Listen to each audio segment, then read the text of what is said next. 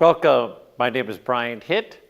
On behalf of the Cleveland Auto Dealers Association, we are going to talk about emergency action plans.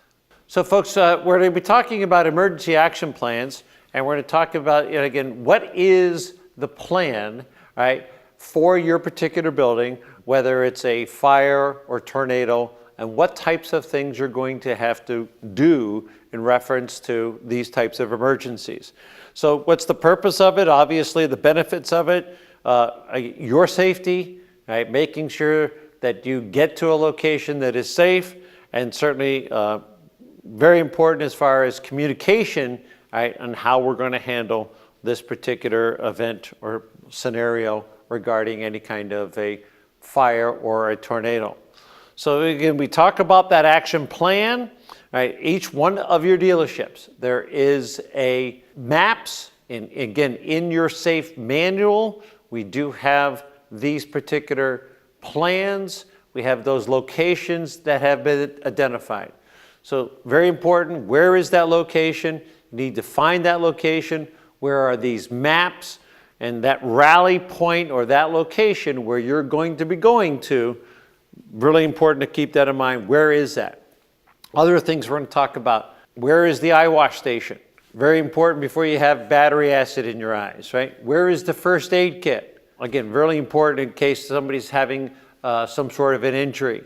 So these are all things we kind of look at and understand as far as, again, in that map, in that emergency action plan, in that safe manual, you have all those different types of things. It is a map, and it's showing you where you go. And again, we talk about the different types of emergencies. So most of the locations, most of your dealerships, you do have a area designated for tornadoes and other types of things. So these are all things we talk about as far as actions. How do you report that emergency? Again, do you have a fire alarm system within the building? Right? Is it using some sort of a paging system? Right? Where are these different routes? Where is the nearest exit to you? Typically in a dealership, it's not something that you have to kind of really look around, because most of you, there are plenty of exits to get out in a dealership. But again, if you're back in a parts warehouse or something like that, where is that nearest exit? And then who takes that accountability? Each department manager is responsible for taking those head counts. And again, so somebody gets to that location, getting that head count, and then getting that information to the local fire department, police department, whatever type of emergency it actually is.